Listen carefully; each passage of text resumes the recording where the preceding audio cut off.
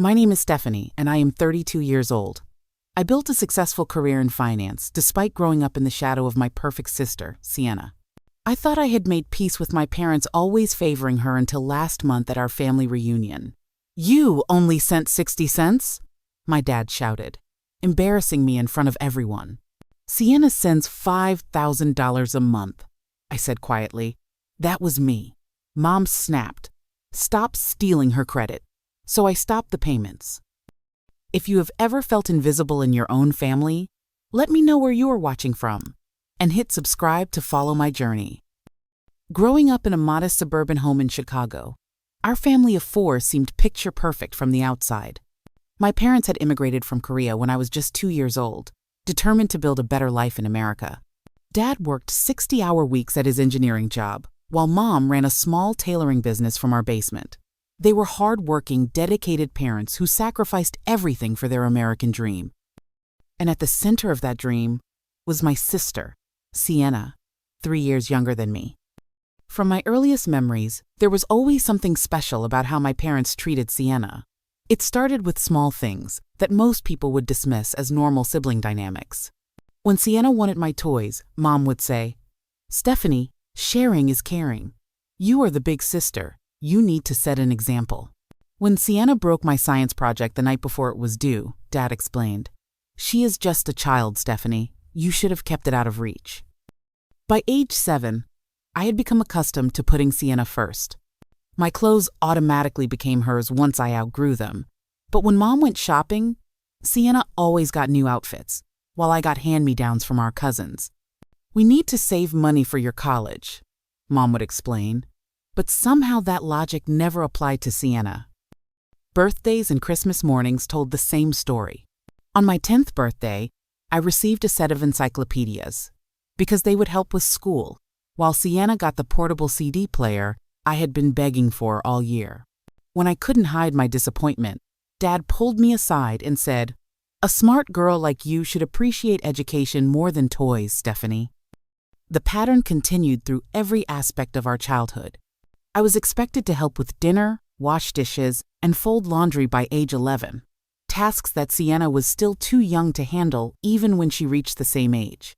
I had a 9 p.m. curfew throughout middle school, while Sienna was allowed to stay out until 10 p.m. from 6th grade. One particular memory stands out sharply. When I was 13, I won first place in a regional piano competition after practicing for months. The recital was scheduled for a Saturday afternoon, and I had reminded my parents repeatedly about the date. That morning, Sienna developed a mild fever of 100 degrees. Nothing serious, just a common cold. Our neighbor, Mrs. Peterson, who had been like a grandmother to us, offered to stay with Sienna for the 2 hours my parents would be gone. "We cannot leave your sister when she is sick," Mom declared, closing the discussion. "You understand, right? Family comes first." I performed to an audience of strangers that day, accepting my gold certificate with a practiced smile while scanning the crowd for faces that were not there. When I returned home, Sienna was watching television with a popsicle, her fever apparently forgotten. No one asked about my performance. As we entered high school, the differences in how we were treated became even more pronounced. I maintained a 4.0 GPA while participating in student government and volunteering at the local hospital on weekends. My achievements were met with nods and brief acknowledgments. "That is what we expect from you, Stephanie." Meanwhile, Sienna struggled to maintain a 3.0 average, but her B- in algebra was celebrated because math is so difficult, and her participation in the school play warranted a special family dinner out, even though she had only a minor role. When I was accepted to all 5 colleges I applied to, including 2 Ivy League schools, Dad simply said, "Good. Now we need to see about scholarships because we cannot afford full tuition." A year later, when Sienna was accepted to just one state school, my parents took her on a weekend trip to New York to celebrate. The most painful part was that I genuinely loved my sister. Sienna was charming, creative, and funny. She could light up a room with her laughter and had a natural talent for making people feel special. It was not her fault that our parents placed her on a pedestal. In quiet moments when it was just the 2 of us, we shared secrets and dreams like sisters should. But those moments became increasingly rare as the years passed. By 17, I had learned to find validation outside my family. My teachers recognized my potential, offering mentorship and encouragement. My close friends provided the emotional support that was missing at home. I babysit for extra money, saving every dollar in a secret account my parents knew nothing about. I was preparing for independence long before I actually left home. The pattern was so consistent that it became predictable. If Sienna and I both had news to share at dinner, she would always be invited to speak first. If we both needed something, her needs were addressed before mine. If we both made mistakes, her forgiveness came swiftly, while my repentance required extensive proof. I became the reliable one, the responsible one, the one who did not need attention or praise, because I had learned to function without it. My achievements were expected, my failures unacceptable. Meanwhile, Sienna flourished under the warmth of unconditional approval, never developing the resilience that comes from facing genuine challenges or criticism. This was the reality of my childhood. Not dramatic abuse or neglect, but the quiet, constant message that I was somehow less deserving of attention, celebration, and understanding.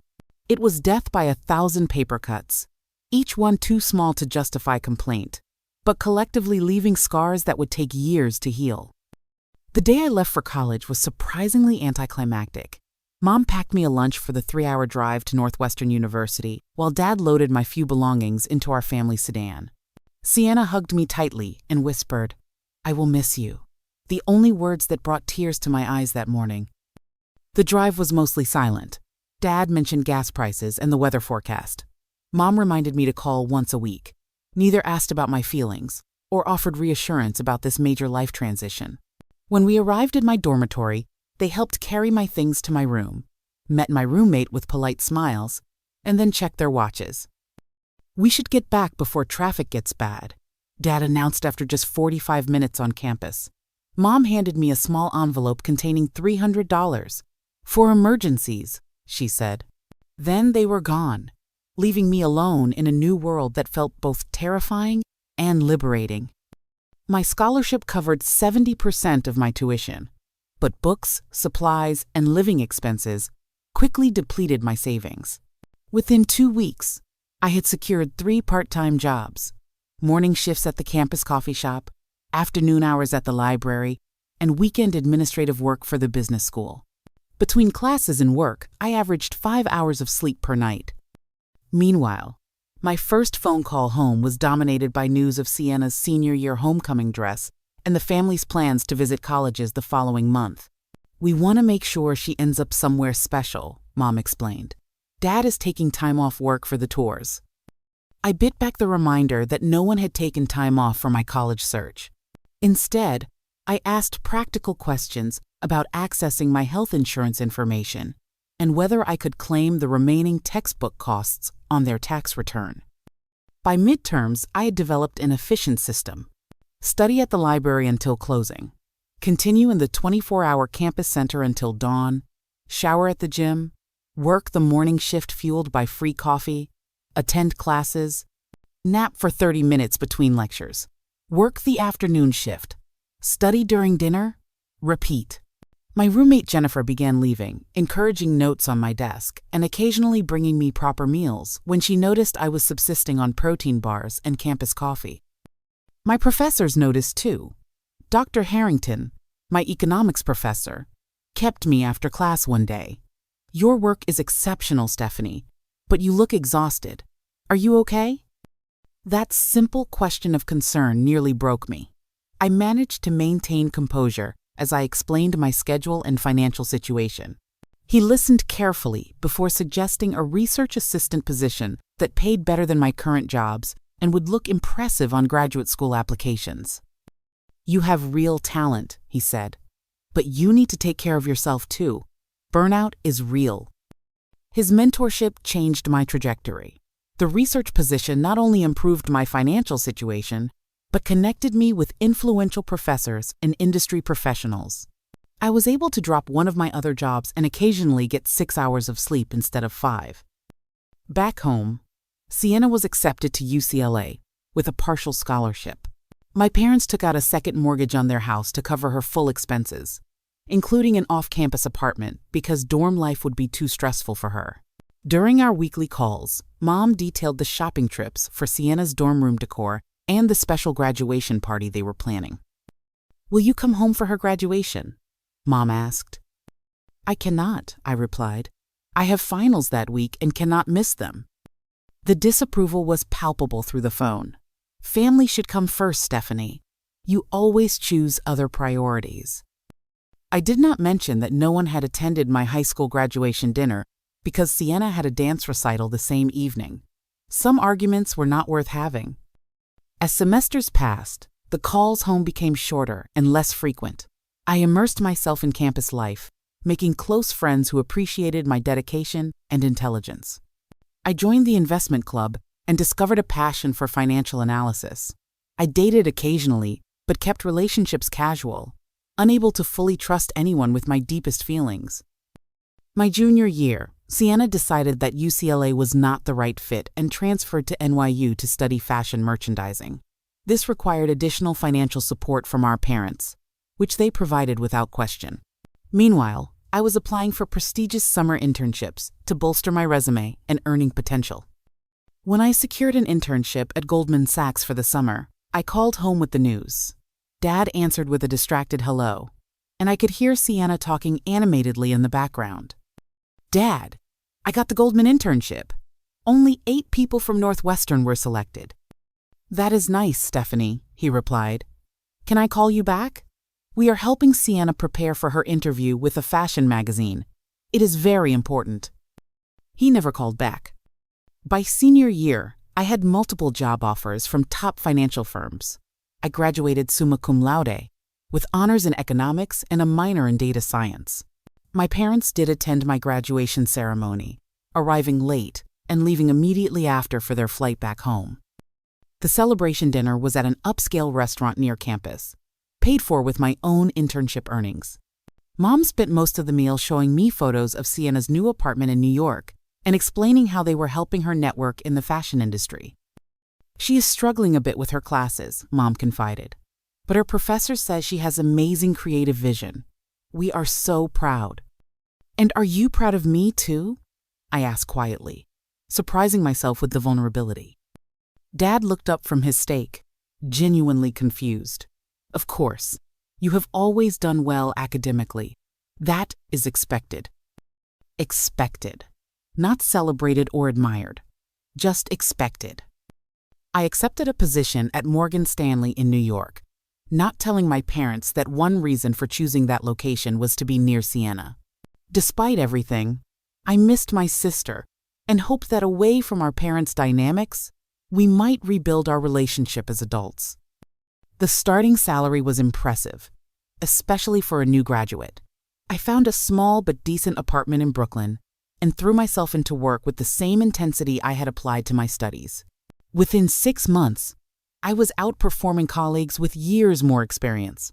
My direct manager, Linda, became another important mentor, guiding me through office politics and encouraging me to speak up in meetings dominated by male voices.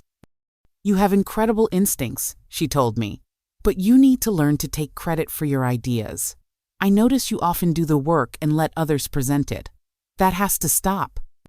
Her observation hit a nerve. I had been conditioned to believe that my contributions were simply expected, not worthy of special recognition. Changing that mindset would prove to be one of my greatest challenges. 3 years into my career at Morgan Stanley, I had already received 2 promotions. I had moved from junior analyst to senior analyst and then to associate much faster than the typical timeline. My starting salary of $75,000 had grown to $120,000, plus substantial performance bonuses. I had moved to a better apartment in Manhattan and started building a respectable investment portfolio. My relationship with my family remained distant but cordial. Weekly calls had become monthly. Visits home happened only during major holidays, and even then, they were brief and somewhat tense. Sienna and I occasionally met for lunch in the city, but our conversations remained superficial. She would talk about parties and fashion shows while I listened and paid the bill. She never asked about my work or my life. Then, During one of our monthly calls, Mom mentioned something concerning. "Your father had to reduce his hours at work," she said casually. "His blood pressure has been too high, and the doctor insisted." "Is he okay?" I asked, immediately worried. "He will be fine," Mom assured me. "But with the reduced income and Sienna needing help with her rent again, things are a bit tight right now." This was the first I had heard about financial problems. I knew that supporting Sienna through multiple changes in education and career direction had been expensive, but I had assumed my parents were managing. Now I realized they might be struggling more than they let on. "How tight is tight?" I pressed. "Are you behind on bills?" Mom hesitated before admitting, "The mortgage payment was late last month, and we had to use credit cards for some medical expenses not covered by insurance." I made a decision in that moment. "Mom, I want to help. I'm doing well at work, and I can send some money each month to help with expenses." No, Mom protested weakly. "You should save your money. We will manage." But I insisted, and the next day, I set up an automatic monthly transfer of $2,000 to my parents' bank account. I marked it as anonymous, listing only family support in the transfer notes.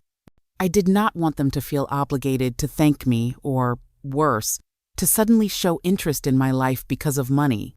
The help should be unconditional, just as their support of Sienna had always been. 6 months later, after receiving another substantial promotion and raise, I increased the monthly amount to $5,000. The payments were significant, even with my income, representing about 30% of my take-home pay, but knowing my parents were more financially secure gave me peace of mind. During a brief visit home that Christmas, I noticed subtle improvements in their living situation. The refrigerator was newer. Dad mentioned having fully paid off one of their credit cards. Mom was considering reducing her tailoring work to focus on her health. They seemed less stressed, and that made the sacrifice worthwhile. At dinner that evening, Dad raised his glass in a toast. "We have been blessed this year," he said solemnly, "especially thanks to your sister." I looked at Sienna, confused. "Sienna has been sending us money every month," Mom explained proudly. $5,000! Can you believe how successful she has become? She says her fashion consulting business is really taking off. I nearly choked on my wine. Sienna caught my eye across the table and quickly looked away, a flush spreading across her cheeks. "That is amazing," I managed to say. "I had no idea." "She insists on keeping it anonymous in the bank transfers," Dad added. "So humble, our Sienna, never wanting recognition." The irony was almost too much to bear. Sienna was taking credit for my financial support, while, according to occasional social media posts and our infrequent lunch meetings, she was actually struggling to find steady employment in the fashion industry. Her LinkedIn profile listed her as a freelance fashion consultant, but I had never heard her mention any actual clients. Later that night, I confronted Sienna in the kitchen while our parents slept. "You told them you are the one sending the money?" I kept my voice low but could not hide my anger. Sienna at least had the decency to look ashamed. "I did not tell them directly," she whispered. "They assumed it was me because the transfers were anonymous, and I just did not correct them." "Why would you do that? That money comes from my hard work. I send it because I care about them, not for recognition, but it is still my sacrifice." Tears filled her eyes. "You do not understand what it is like, Stephanie. You have always been the smart one, the successful one. Mom and Dad talk about your Wall Street job like you are some financial genius. I have nothing to show for myself. When they assumed the money was from me, for once they looked at me with real pride, not just because I am their baby, but because I accomplished something." Her explanation left me speechless. In her mind, I was the favorite child, the golden standard she could never live up to. Our perceptions of our family dynamics were completely opposite. "Sienna, that is not true. They have always preferred you, always made excuses for you, always celebrated you while expecting perfection from me." She shook her head stubbornly. "That is not how it feels to me." We reached no resolution that night. I returned to New York, conflicted and hurt, but still unwilling to expose Sienna's lie. Despite everything, they were my family, and I did not want to damage their relationships further. The money was helping my parents, and that had been my original goal. Did it really matter who got the credit? So I continued the monthly transfers, telling myself that family support transcended recognition. Each time I processed the payment, I felt a mix of resentment and resignation. This pattern continued for almost 4 years, during which my career continued to flourish while, from what little I gathered, Sienna bounced between temporary jobs and creative endeavors that never quite materialized into stable employment. During those years, I threw myself even more intensely into my work. I rarely dated, rarely took vacations, and built few close friendships outside of professional connections. My apartment was beautifully furnished but rarely saw visitors. My life was successful by external metrics, but increasingly hollow in ways that mattered more. Each family call brought news of how Sienna remained the center of my parents' world. They traveled to New York to see her fashion installations, but never contacted me during these visits. They remembered her birthday with elaborate gifts while sending me generic gift cards. And they continued to praise her generosity in supporting them financially, never knowing the truth. I told myself it did not matter. I told myself I had made peace with my role in the family. I told myself I was above needing their approval or recognition. I was lying to myself. Last month marked my parents' 35th wedding anniversary. Mom had been planning a large celebration for nearly a year, inviting relatives from across the country, and even a few from Korea. The event would be held at a rented venue near their home in Chicago, and everyone was expected to attend. No excuses accepted. I arranged time off work, booked a flight, and reserved a hotel room, knowing that staying in my childhood home for 3 days would be too emotionally draining. Sienna called me the week before, unusually animated. "Are you excited about the anniversary party? Mom has been driving everyone crazy with the preparations. I helped choose the decorations. It is going to be amazing." "Sounds great," I replied, trying to match her enthusiasm. "Do they need help with anything else? I could contribute to the catering costs." "No need," Sienna said quickly. "I have taken care of all that. You know, from my monthly support, I just diverted some of the money to pay for the party instead." The casual way she claimed credit for my money still stung, but I had grown accustomed to it. "That is thoughtful of you," I said flatly. The day of the party arrived with perfect early summer weather. I wore a navy blue cocktail dress, professional but elegant, my armor for family gatherings. When I arrived at the venue, the celebration was already in full swing. At least 60 people filled the decorated hall, many faces I barely recognized from childhood. Mom spotted me first, waving excitedly from across the room where she stood with a group of aunts. Her face looked younger somehow, happier than I remembered. The financial security of recent years had clearly reduced her stress levels. "Stephanie, you made it!" She embraced me briefly before turning to her sisters. "This is my older daughter, the investment banker in New York." "Asset manager," I corrected automatically, though no one seemed to notice the difference. "Such a smart girl, always good with numbers," one aunt commented. "And still single? A career woman." The way she said career woman made it sound like a consolation prize. Before I could respond, Mom was already redirecting the conversation. "Have you seen the photo display Sienna created? She collected pictures from our entire marriage. So creative, that girl." I excused myself to find Dad, who was holding court near the bar, telling animated stories to a group of his old colleagues. He paused when he saw me, offering a quick side hug. "Stephanie, good to see you. Did you just arrive? The party started 2 hours ago." "My flight landed at 3, Dad. I came straight from the airport." I did not mention that the invitation had clearly stated a 6 p.m. start time. "Well, you are here now. Get yourself a drink. We will do the toasts soon." Throughout the evening, I drifted between conversations, always on the periphery. Relatives asked surface-level questions about my job, without waiting for real answers. Several commented on how I had always been the serious one while Sienna was the life of the party. I maintained a pleasant smile and kept my responses brief and positive. The formal program began with a series of toasts to my parents. Various family members shared memories and congratulations.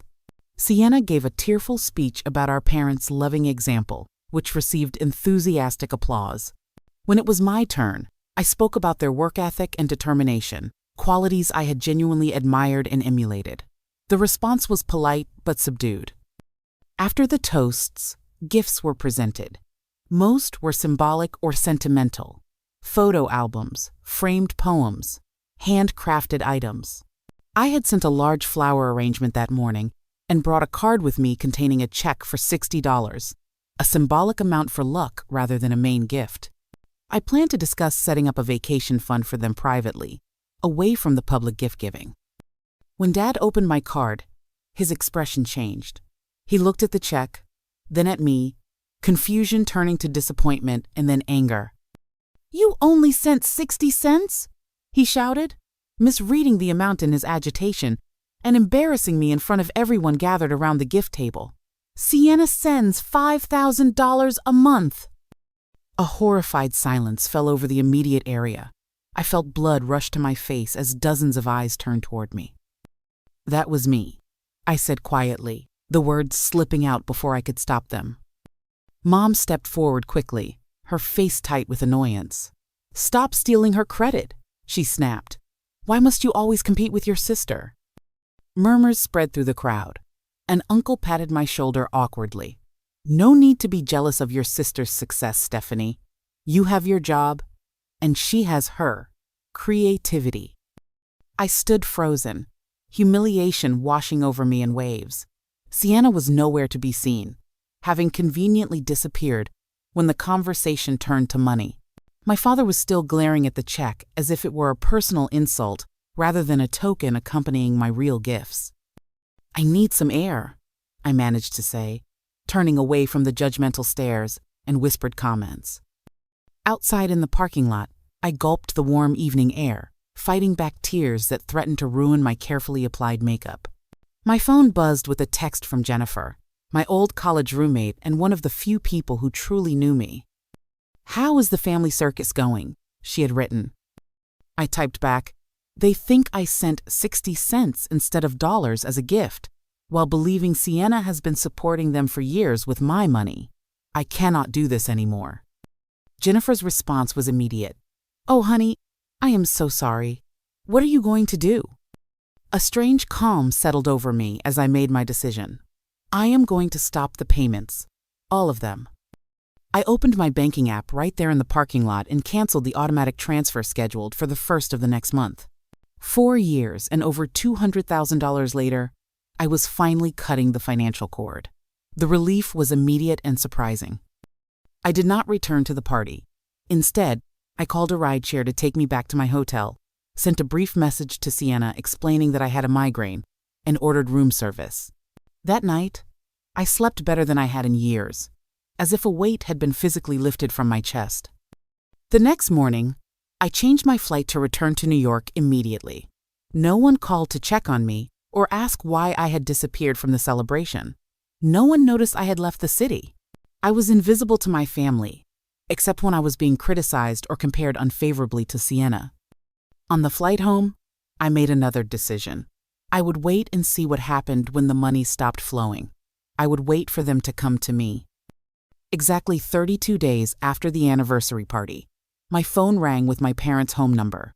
It was the first time they had initiated contact since I had left Chicago. I let it ring several times, my finger hovering over the decline button, before finally answering. "Hello?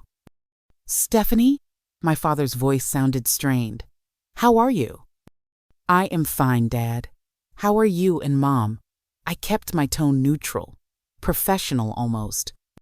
"We are concerned." He cleared his throat uncomfortably. "There seems to be a problem with Sienna's monthly transfer. It did not arrive on the 1st, as usual." So they still believed the money came from Sienna. Despite everything, the assumption stung. "That is strange," I replied, my voice steady. "Have you asked Sienna about it?" "We did, but she said there must be a bank error. She said she would look into it, but it has been 2 weeks now, and we have expenses that were counting on that money." I closed my eyes, gathering my resolve. Dad, I need to tell you something important. Those monthly transfers were never from Sienna. They were from me. I have been sending you $5,000 every month for the past 4 years. Silence filled the line, then a short, uncomfortable laugh. That is not funny, Stephanie. Why would you say something like that about your sister? It is not a joke. I can prove it. I have records of every transfer from my account to yours since August 4 years ago. Originally $2,000 per month, then increased to $5,000 after my promotion. This is ridiculous. Dad's voice hardened. Are you that jealous of your sister's success that you would make up stories to discredit her? I expected better from you. His immediate dismissal of my truth was exactly what I had feared, and precisely why I had never corrected their assumption years ago. But I was done being invisible. Check your bank statements, Dad. The transfers come from account number ending in 4736. That is my personal checking account. I can email you all the confirmation receipts if you need proof. I do not need to check anything, he insisted, but his voice had lost some conviction. Sienna told us about her fashion consulting business. She has important clients. Then why is her LinkedIn profile still listing her as seeking employment? Why does she keep asking me for loans that she never repays? Why did she move to a cheaper apartment last month? The questions tumbled out. Years of observations I had kept to myself. Dad had no immediate response. I could hear Mom in the background asking what was wrong. I am sending you the proof right now, I said, pulling up my email on my laptop. All the transfer receipts, bank statements, everything. I never said anything before because I did not want recognition. I just wanted to help. But I cannot let this lie continue, especially after what happened at your anniversary party. I composed the email quickly, attaching PDFs of 4 years' worth of bank transactions, all clearly showing transfers from my account to theirs. I also included screenshots of the cancellation confirmation from when I had stopped the automatic payments. Check your email in 5 minutes, I told him, and then call me back if you want to talk, but only if you are ready to hear the truth. I ended the call and waited. 20 minutes passed, then 30. My phone remained silent. An hour later, I received a notification that my email had been opened, but still no call. Finally, around 9 that evening, my phone rang again. This time it was my mother. "How could you do this to your sister?" she demanded without preamble. "She told us everything. How you have always been jealous of her. How you were trying to make her look bad because she finally found success." My heart sank. "Mom, did you actually look at the documents I sent? The proof is right there." "Documents can be manipulated," she dismissed. "We know our daughter. Sienna would never lie to us." The irony was almost laughable. "Mom, please just look at your own bank statements. Call the bank if you do not believe me. Ask them who has been making those transfers." "We do not need to involve strangers in family matters," she said stiffly. "Sienna explained that she has been routing the money through your account for tax purposes. That is why your name might be on some paperwork." The elaborate lie took my breath away. Sienna had thought quickly to protect herself, inventing a financial arrangement that my financially unsophisticated parents might believe. "That is not how taxes work, Mom. That would be tax fraud, and I would never participate in something like that. I am a licensed financial professional. I could lose my career." There was a slight hesitation before she responded. "Well, Sienna said you agreed to help her. She said you were finally trying to be a supportive sister." "Call the bank," I repeated firmly. "Just call them and ask. That is all I am saying." The conversation ended shortly after, with no resolution and no acknowledgement of my truth. I spent that night alternating between anger and grief, wondering if there was any relationship left to salvage with my family. 3 days later, my father called again. His voice was different this time, subdued. "We contacted the bank," he said without greeting. "They confirmed the transfers came from your personal account, not Sienna's, not a joint account, yours." "Yes," I said simply. "Why did you not tell us it was you all this time?" I took a deep breath. "Would you have believed me? You did not believe me 3 days ago with all the evidence right in front of you." He had no answer for that, There is something else you should know, he continued after a long pause. We spoke with Sienna again, tried to understand why she would claim credit for your generosity. She broke down and admitted some things. She has been unemployed for nearly 8 months. The fashion business never existed. She has significant credit card debt and has been borrowing money from friends to maintain appearances. The admission did not surprise me, but the fact that my parents had finally seen through Sienna's facade did. I am sorry, I said, not entirely sure what I was apologizing for. No, Dad's voice cracked slightly. We are the ones who should be sorry. We believed what we wanted to believe, and we have not been fair to you. Not now, and maybe not ever. It was the closest thing to an apology I had ever received from my father. I did not know how to respond, so I remained silent. The money, he said hesitantly. We have become dependent on it. Your mother has fully retired from the tailoring business because of her arthritis. My reduced hours at work, we cannot afford the mortgage payment without that monthly support. And there it was. After all the revelations, after the beginnings of acknowledgement, it still came down to the money. I am not going to resume the payments, Dad, I said firmly. Not until we resolve the real issues in our family. Not until we all sit down together and have an honest conversation about the past and the future. To my surprise, he agreed. Can you come to Chicago next weekend? We need to talk, all of us, face to face. That conversation would change everything. I arrived in Chicago the following Friday evening, this time staying at my parents' house rather than a hotel. The atmosphere was tense and awkward as Mom prepared dinner, speaking only when necessary. Dad retreated to his study, emerging only when called for the meal. Sienna arrived late, her eyes red and puffy from crying. We ate in uncomfortable silence, the only sounds the clink of silverware against plates and occasional requests to pass the salt.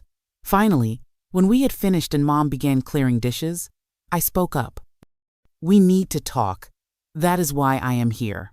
Let us not pretend everything is fine when clearly it is not. Dad nodded grimly. Living room. 5 minutes.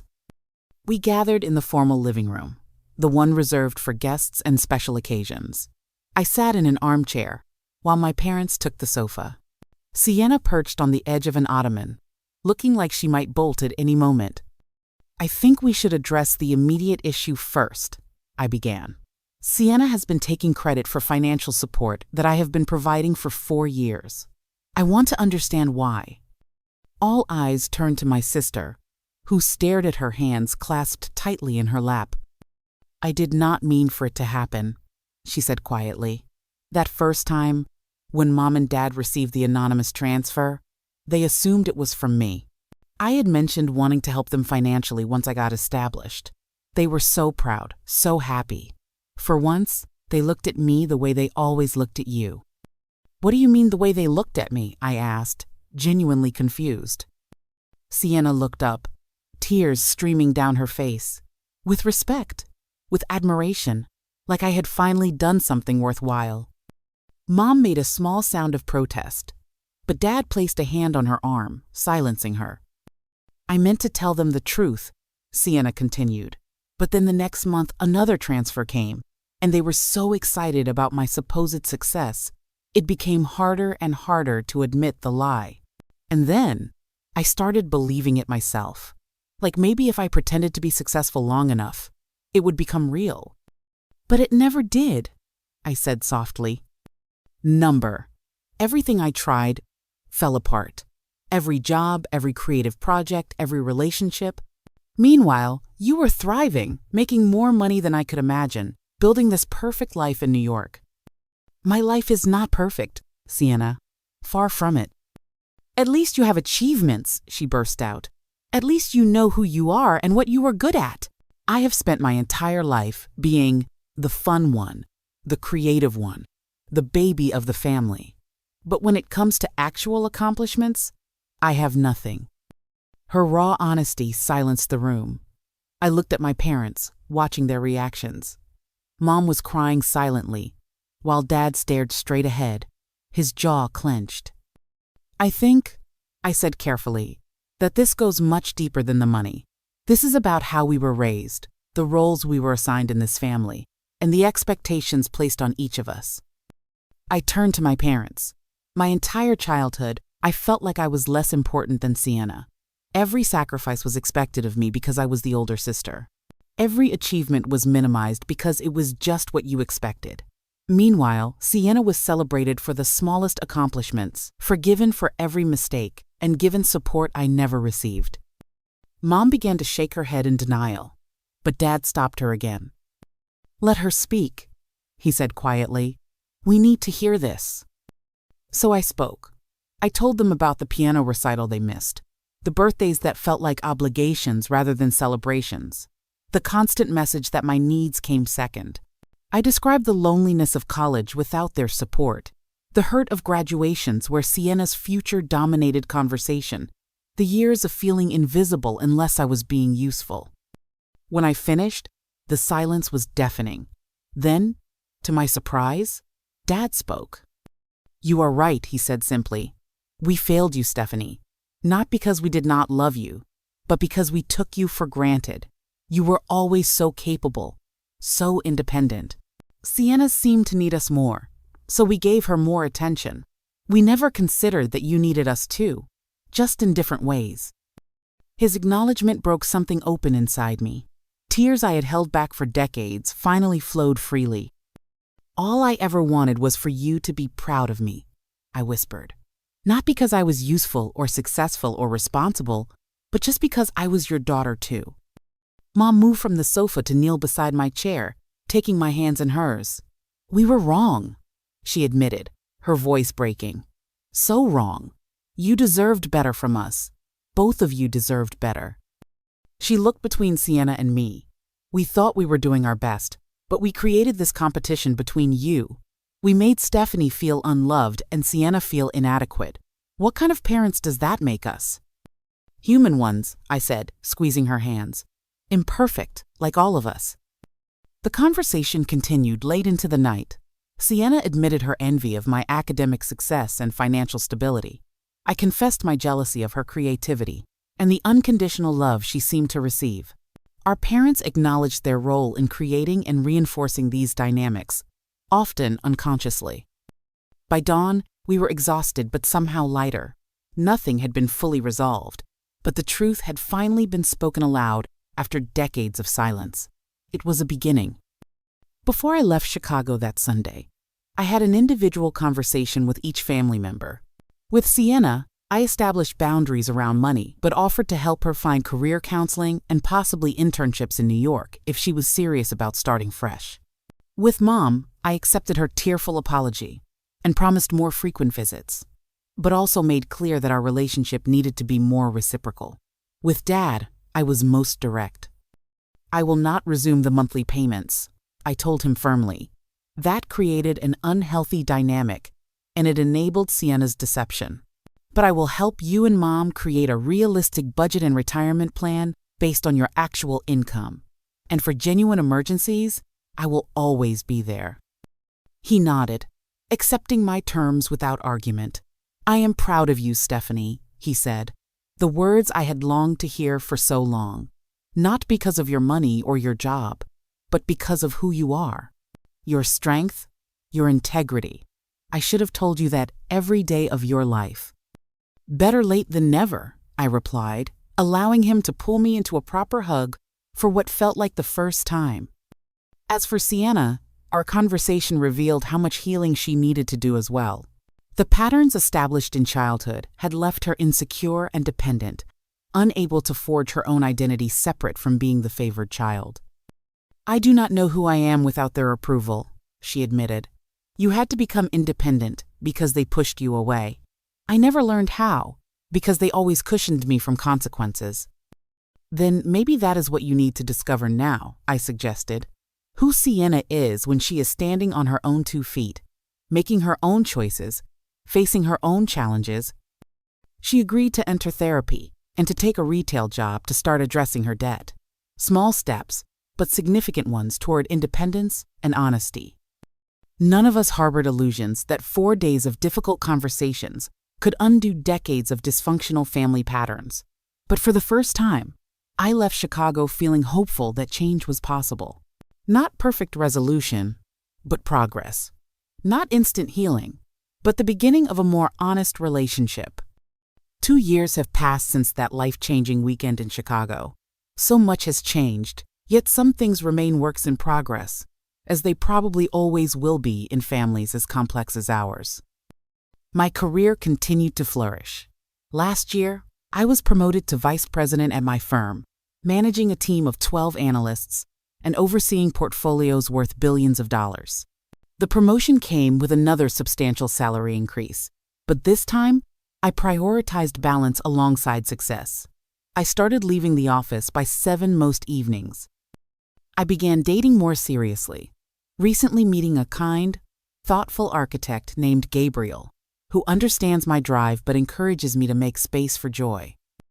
Sienna has undergone perhaps the most dramatic transformation. After 6 months of therapy and working retail, she discovered a genuine talent for visual merchandising. She enrolled in a certificate program and now works as an assistant visual merchandiser for a department store chain. The position suits her creative instincts, but provides the structure she needs. She still struggles with comparing herself to me, but less frequently and with more self-awareness. She has been steadily repaying her debts and recently moved into her own studio apartment without financial help from anyone. My parents have adjusted to their new financial reality. Dad increased his work hours slightly, and Mom took on a few select tailoring clients whose work she genuinely enjoys. They downsized to a smaller house, reducing their mortgage substantially. I helped them create a realistic budget and set up automatic payments for their bills. For their anniversary last year, I took them on a weekend trip to Michigan, focused on creating memories rather than material gifts. The healing process has not been linear. We have had setbacks and difficult moments. Dad occasionally slips into old patterns of comparing us or dismissing my feelings. Mom sometimes still coddles Sienna out of habit. Old wounds do not disappear overnight, and sometimes innocent comments reopen them unexpectedly.